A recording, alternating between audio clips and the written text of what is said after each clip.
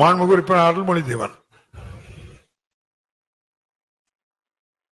மாண்புமிகு பேரவைத் தலைவர்களுக்கு நன்றி.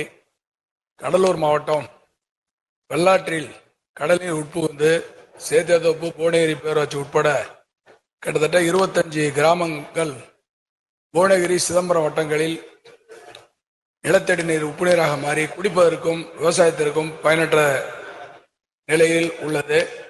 எனவே ஆதிவராநல்லூர் கிராமத்தில் வெள்ளாற்றின் குறுக்கே தடுப்பணை அமைத்து தர அரசு முன்வருமா என்று மிக முக்கியமான இந்த பணியை உங்கள் தொகுதியில் முதலமைச்சர் திட்டத்தின் கீழ் நான் கேட்டிருக்கிறேன். அதிலேயும் பரிசீலனை உள்ளதாக தெரிவித்திருக்கிறீர்கள்.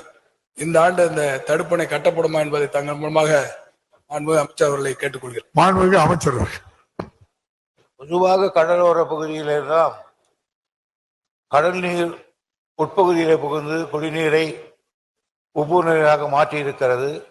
தஞ்சை மாவட்டத்திலிருந்து எல்லா பகுதிகளுக்கும் தற்பொழுது ஒதுக்கி இருக்கிற இவர்கள் மாவட்டத்துக்கு வந்திருக்கிறது.